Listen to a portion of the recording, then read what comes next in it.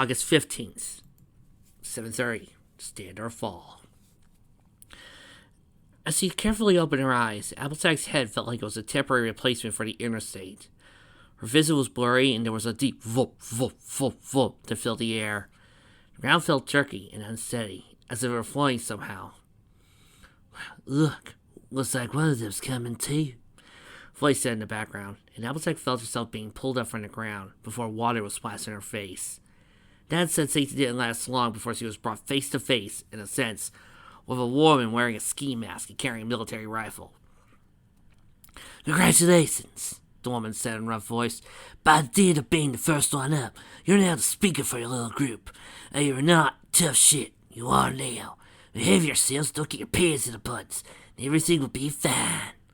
I have not, Applejack asked, and discovered the answer immediately. The woman butted the blonde in the stomach with the stock of her rifle. Applejack would have collapsed if he wasn't being held up by the second person, whose face he hadn't seen either. Still, the pain was more than she was used to. Being a martial artist, she was used to a lot.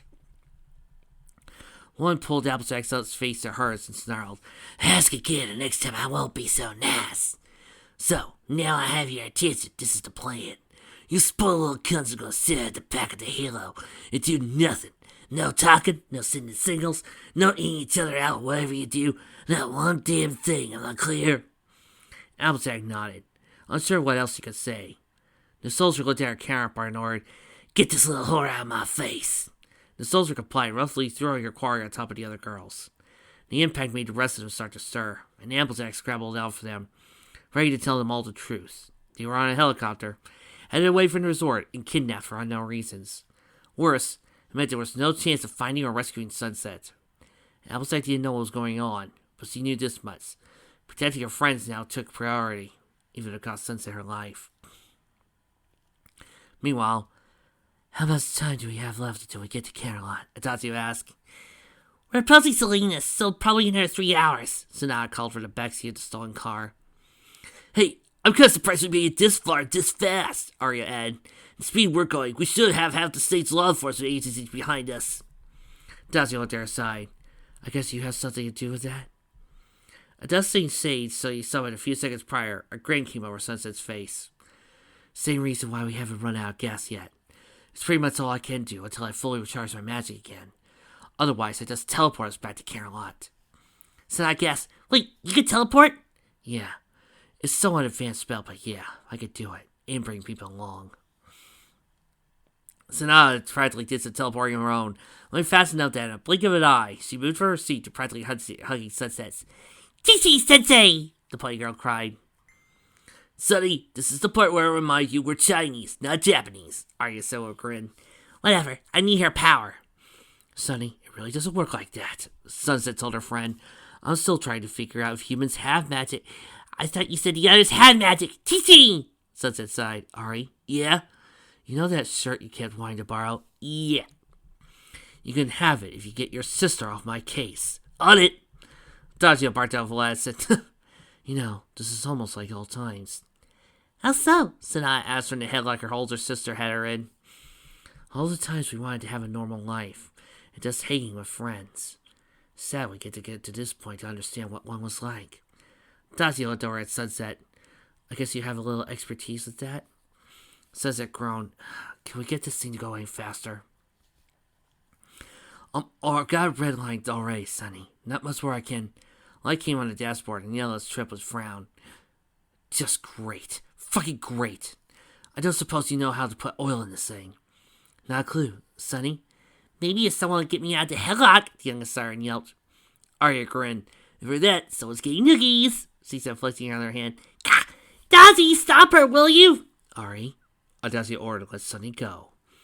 The middle triplet huffed, spoil sport.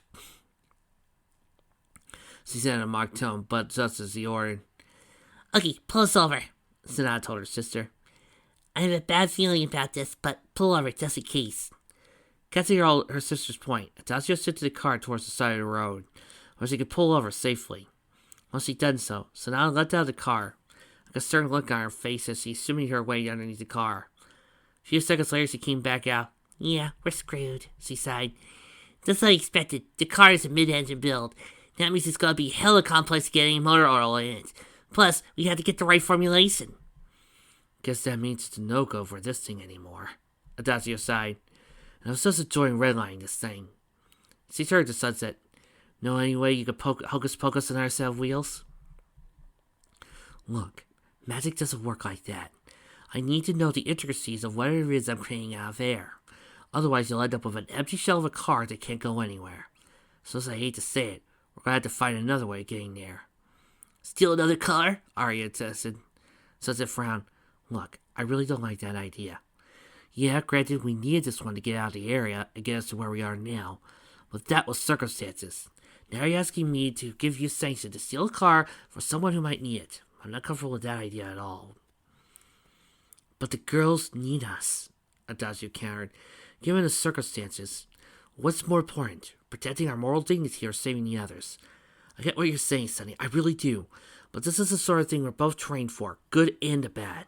Right now, things are very, very bad.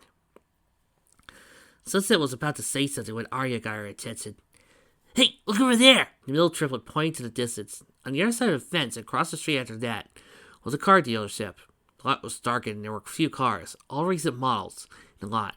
Neon sign, dark and red. Lucky chances, Honda Acura. And by all discernible means, the business was no longer in operation. Up for stealing from Nat?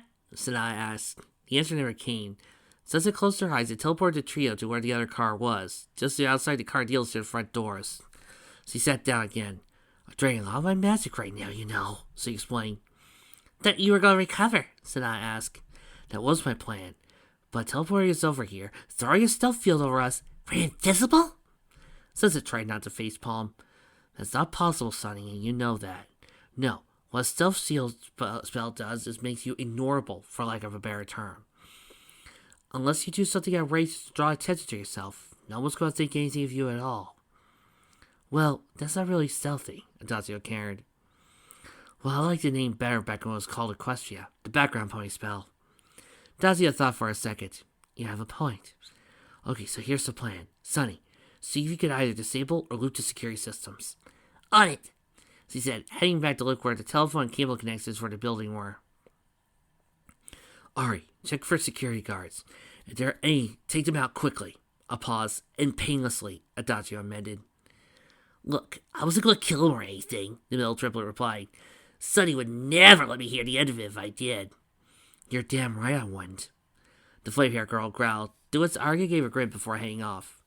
Finished giving orders, Adagio then looked at the one she considered in charge. Any ideas? Sunset nodded. Yeah. Can you get us to the computer systems? That's more along Sanaa's skill set. But I'm sure we can figure a few things out. Why? Sunset gave her friend a huge smile. Well, if we're going to steal a car, the best kind of stealing goes on paper. I'm an old hand at that. You know, some people talk about conveniences and stories and totally misuse the term and bash it and go, see, that's a play convenience. Oh, I should know. I watch every episode of Cinema Science, y'all. Yeah! No. Those are not coincidences. Those are things meant for the plot to happen. This is a plot coincidence. Alright. This is a coincidence. Because there's no setup. There's nothing over here that could have identified us getting ready for a dealership. There's no reason for there to have been a dealership this far out. That's a coincidence. And it's not necessarily a bad thing. Based on the information he could get, Sable made his way towards what was the enemy headquarters. He had to admit, it was the perfect place to hide. Between the warehouses that had been destroyed during a hurricane, an obvious location, and the part that made the news about a shootout in the Everfree, probably their bolt hole. He could take the time to look over the information he obtained from earlier. Still, it was a little hard to comprehend. Can't believe they're real. He thought as he took his binoculars on the work site from top of one of the nearby office buildings. Sirens supposed to be a myth as Canadians being warlike. Next thing, I'll find out G.I. Joe was based on a real unit. That he was looking at a bunch of heavily armed girls was bad enough, but the fact that there were more than enough to put a stop to him was chilling. But it had been the unit pass that he was able to look through at the scope, along with a memory from his military days that made him think twice. That, alongside the maps and other items of the women he killed earlier, sealed the deal on the whole thing. Still, with the number of people they have out on the perimeter just watching, it's only a matter of time before I'm spotted. Better move locations. He knows a small park on the west of the facility. That's probably better. While I don't doubt they have people in that place, to be too exposed, they'll have to more circumspect. Heading towards the stairs, he knew he didn't have a lot of time. The sun was going to set soon, and once darkness came, he had to formulate a plan. He rushed down the stairs as quickly as he could, hoping the building security guards wouldn't notice. The last thing he needed was to be questioned by the guards. Especially being this close to the enemy, he didn't know if they were on their payroll or not. The irony of him being caught in the ACUs while the actual camouflage nutcases were meters away would be galling. Fortunately, he got down the last flight of stairs and made his way out of the building. A few minutes of thankfully unimpeded movement, and he found himself in the Carnival Fair Memorial Plaza, one of the various miniature parks in town. It wasn't much to look at. It's certainly nothing in size compared to the Three Heroes Park, or even some of the smaller parks in town. But for its size, it was both slightly hilly and had a number of trees on the property. He immediately climbed up one, making sure to get to a position where he could be seen as much as possible, while having enough foliage to prevent himself from being seen. It wasn't easy, and he climbed higher than he preferred, but he was still able to maneuver into a position of usefulness. It was then he saw someone slowly stagger out towards the tree. The man moved woozily, as if he was drunk, until Sable noticed the bleeding. Badly patched up job the man had done on his leg. Sable knew field dressing when he saw it. Despite the man's condition, his field dressing was indicative of someone who was very familiar with it. That alone was worrisome. From this angle, Sable also noticed the man had a stone-cold look on his face. He might be here for the same reason. When an attitude like that, it was going to get him dead. How many people did Blackthorn intend to screw over? Sable mused. If this guy had taken his girls well, or worse, a wife and kids, that would do a guy in. Especially one that seemed to have already been in a gunfight. But as soon as this guy might or might not be, the sirens had the numbers. But instead, it was time to do things the stealthy way, not blast down the door kicking some heads. The only question now was, bail him out or not. If the guy could be of use, Sable could patch him up, and then he had someone to work with or take down the sirens. Of course, if this guy was just a nutcase with a gun, thinking he was the reincarnation of Duke Searcher, it would be another story. That was the kind of guy that would think it was a remake of Die Hard. And of course, Hollywood didn't square with reality. Whereas if it came to a point where their goals were diverged, there was no guarantee he would be illogical about the whole damn thing. Sable was having a hard time trying to keep it cool, while he knew Tia and Luna were in trouble. He couldn't count on another person doing the same thing. It was at this point, a pair of CPD officers approached the man, not surprisingly drew their guns on him. Yeah, just as I thought. Sable amused at first, though he noticed something was definitely off. For starters, the two officers had long hair. This was probably not regulation in any way, shape, or form. Additionally, one of the guns that one of the officers was carrying was an MAC-11, which was definitely not regulations in any way, shape, or form. The two had to be sirens of disguise, which meant the guy below was on the up and up. And just like that, one of them had to look up. Sable sighed and muttered, "Oh, hell!" and immediately pulled the trigger, cutting down the officer. He let down from the tree on top of the second and cracked her head against the ground. The man finally reacted, pulling his gun on him, and for a moment Sable thought he saw his life flash through his eyes. The gun cracked, and he and the man turned towards the sound. A third woman, dressed in police attire, fell to the ground dead. As Sable and the other man stared in surprise, the new voice called out, "Well, here I thought you would have seen her. Really lost your head, Sergeant." The two men turned to look to see another woman standing there, holding a P90. "Now come on, we got a friend out here before he bleeds out. Before those bitches knows we just took out one of the patrols." Sable looked at her. "Have we met?" "Yes. And look, we don't have really time for this. You two can either come or get shot in the head when the sirens notice. Your choice." Finally, the bleeding man looked at her and dropped his gun. Pissed forward. Sable calm. "Alright, I'll take my chances. Again, who are you?" Magical Storm looked at both men and smiled. I'm the siren saving your asses before those turncoats kill you. Now let's get going and your buddy patched up. Meanwhile, the brand new Acura NSX! Yeah! Note, Speedster Studios is not affiliated with Acura at all, or any form of police or any form of vehicle ownership. This stuff has been free to listen to. Thank you. Rush out of the parking lot, walking down the street and heading towards the interstate off ramp. The car moved to a certain purpose. A "don't screw with me" rumble of engine that seemed to ward everything out of its way, including a police cruiser. As it hit the on-ramp, the engine sang and the car roared, going from a pedestrian 40 miles per hour straight to 100 hours and a mile an hour and a hair in over a second. This fucking rocks! Sanada shouted as he flawlessly steered through traffic, as the other cars were stock still. Mere obstacles on a course that the youngest triplet knew you could navigate with her eyes closed. That didn't help her terrified sister in the passenger seat. "Sonny, slow the fuck down!" Arya yelled. "You kidding? I told you I should have been the one driving. I'm the one who had strategic driving training." Sanada insisted, her eyes off the road looking at her sister. "Sonny, eyes forward!" Arya told her. "You trying to get us killed?" "Not yet." Her younger sister chirped. "Copy the master, going faster." "The what?" "Daytona!" Sanada sang at the top of her lungs as she redlined the engine and pushed the car towards its maximum speed of 200 miles per hour. "I think I'm gonna hurl," Arya groaned.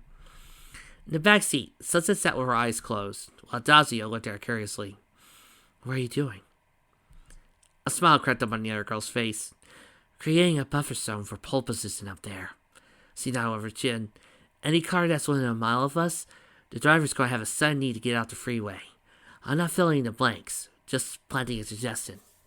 "That sounds useful," Dazio nodded. "It is, and I don't like using it. I used to use it whenever I could in the battle to Ace Head. While it's not exactly black magic, it's still unethical when used improperly." "I don't see how you're using it improperly, Sonny. They have a choice. Take the suggestion you're giving them, or risk having 2 tons of aircraft-grade aluminum hit them about an eighth of the speed of a bullet. It's not going to be pretty. There's another reason I don't like using it. Keeping it like this is going to be a drain on a significant amount of magic I've been trying to recruit. If I have to actually go in magic blazing, I may be at a significant disadvantage." "Against who? Zeus? Gandalf? Amelia Grund?" "Against whoever created those monsters. And your fellow sirens are being turned to them. That means someone has a talent for amorphy, and that's not good." "Amorphy?" "Yes. It's a transformation of living creatures. Think of it this way. Transformation has 2 branches of study. Transfiguration, which is the change of inanimate objects, like when I was turning the air in the other car into gas, and amorphy, which is the change in living things. That, needless to say, is a dangerous study can easily lead to black magic." "Well, you know a lot more than I do, so I can't help you there. I'm guessing amorphy takes up a significant amount of power?" "Yes, even more so to keep that spell in place. When you do that, you're breaking the laws of thermodynamics in physics. That's what magic is, at least here on Earth. A way around the natural laws of reality. And if you want to keep it that way, you need a lot of power, because nature abhors a vacuum." Sunset smiled again. "Now, back where I'm from, the natural laws are a little different, and complement magic more. But in reality that's near magically dead like this one, yeah, you need to come packing mystical heat." Now as the Desios turned to smile, even Sunset couldn't see it. "You make it sound as if magic is girding for battle." "Maybe in a sense it is, at least metaphorically," Sunset told her. "And because I need to save the ones I care about, it's definitely going to be a battle." "So it's time to do that bullet mambo?" Sanada sat from the driver's seat. "Is that?" Atazio asked. "How the hell should I know?" Arya retorted. "I'm busy trying not to get PTSD, just by being in the front seat here!" "It's from one of my favorite comic books, Samparera Bob," Sanada explained. "Wait, when do you have time to read comics?" Arya asked her sister. "I'm a talent with many talents, sis. Anyway, whenever the hero Sombrero Bomb gets ready to face off against his vile arch nemesis, Onobov Neber, he pulls out his pistols and shouts, 'It's time to do the bullet mumbo.'" "Not believe this shit!" Arya groaned. Meanwhile, it had been a while since she checked on her charges, Katana had told herself. Between the plans for tonight's attack and the ritual, so he wasn't sure what the black trio were up to. Nonetheless, he had to make sure the little shits were alive, so down to the vaults he went. It was no longer guarded.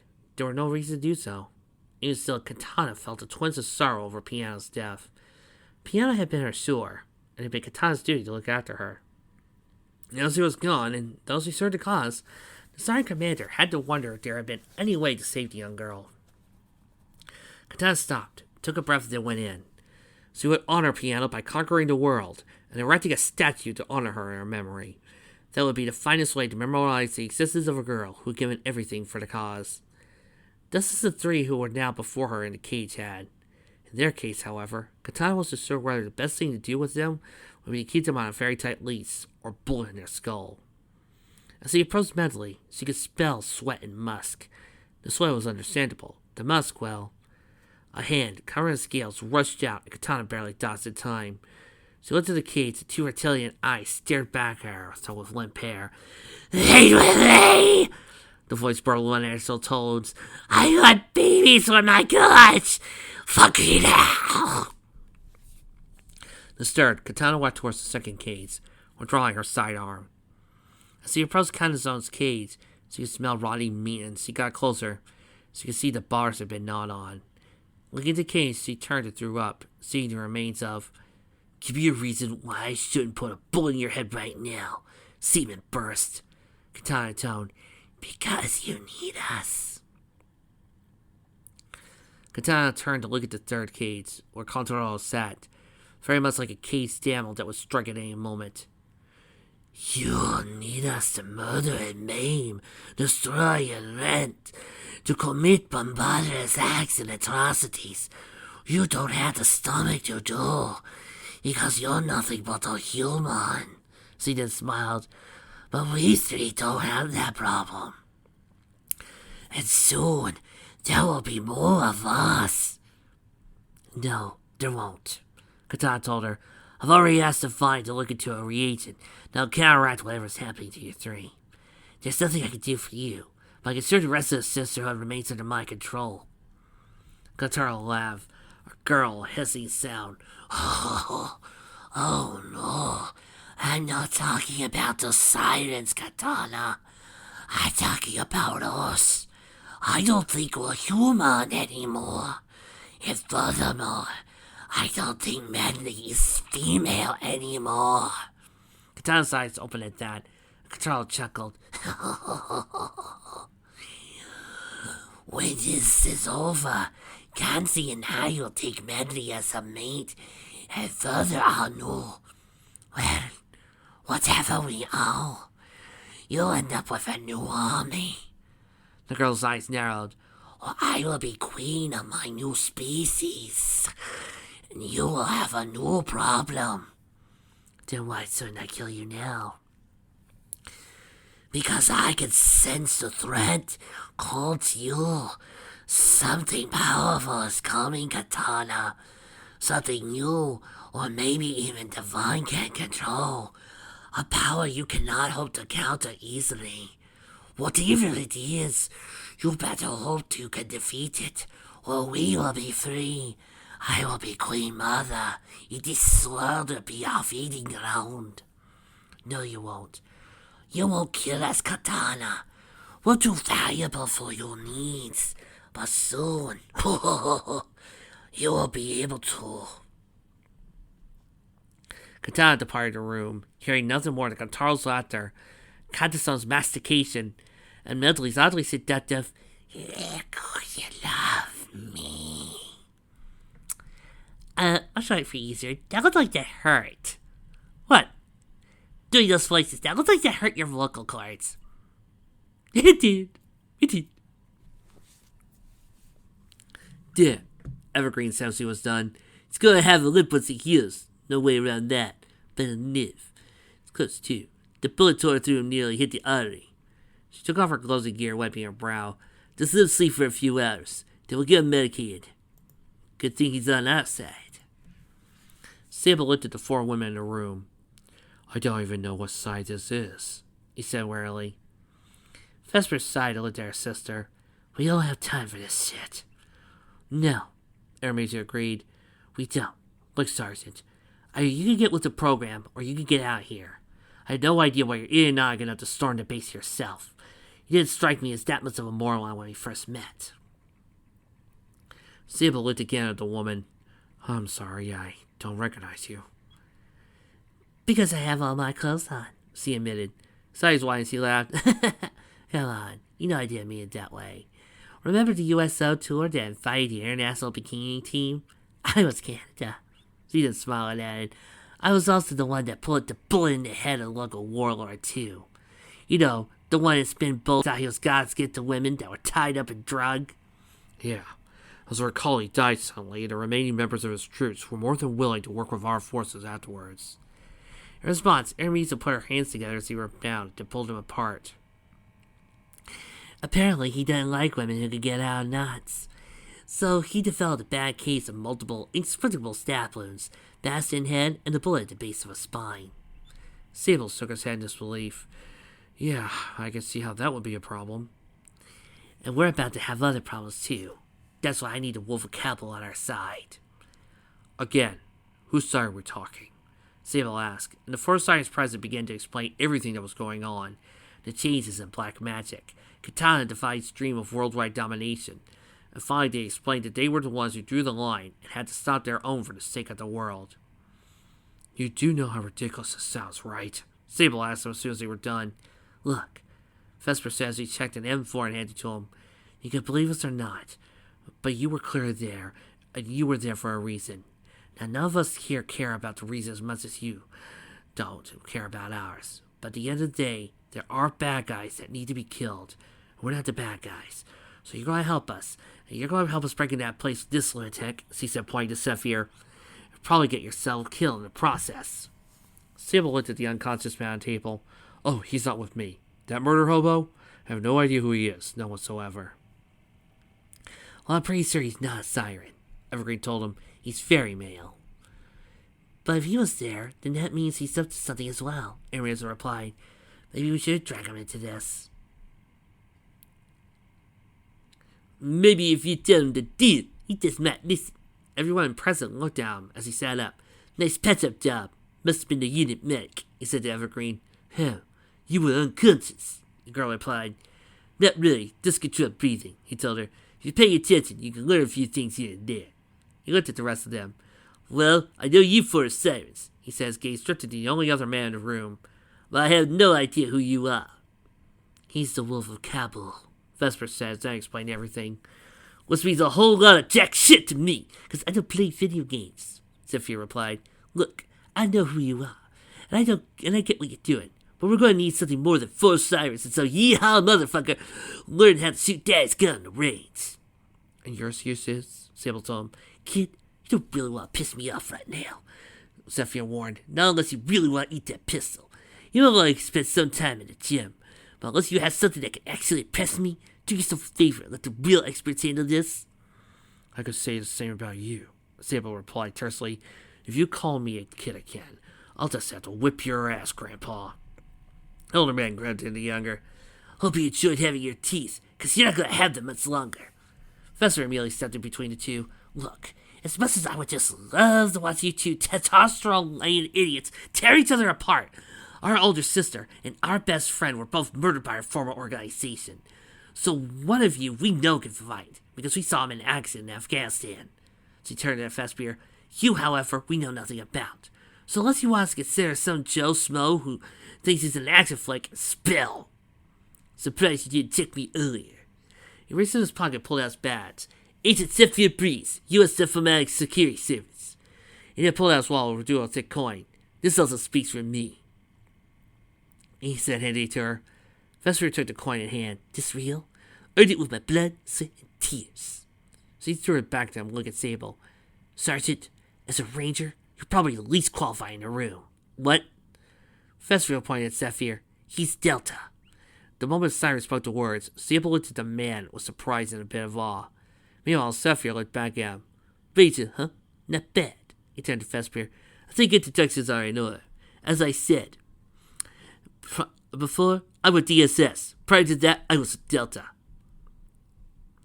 I'm Sub-Lieutenant Vesper Blue. This is my sister, Lieutenant Intermezzo Blue.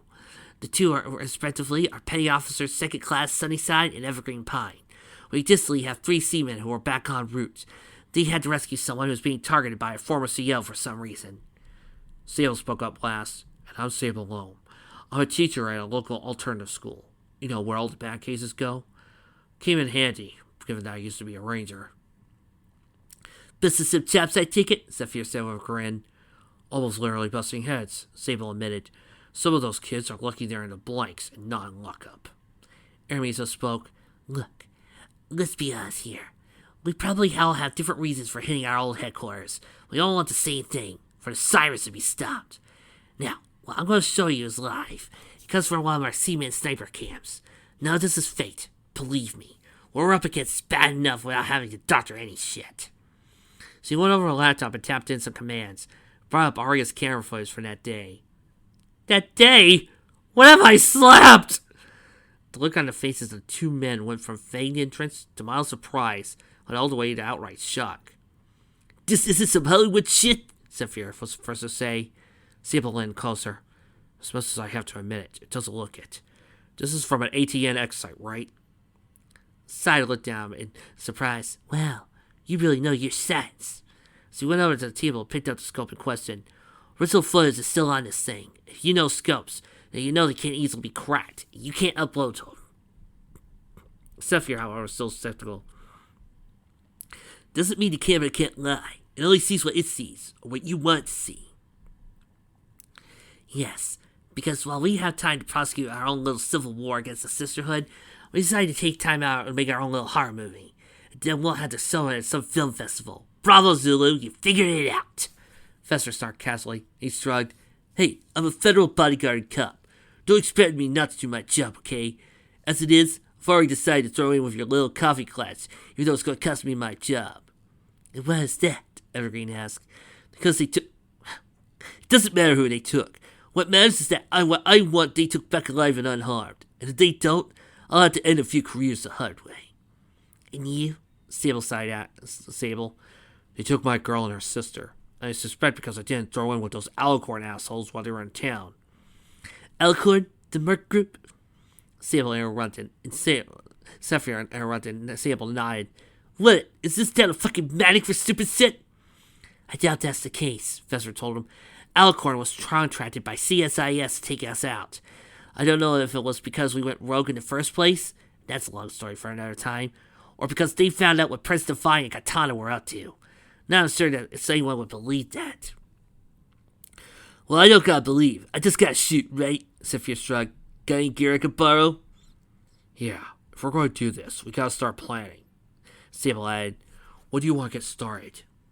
As soon as the last 3 join us, Hermeso said. That way, we'll have a fighting chance.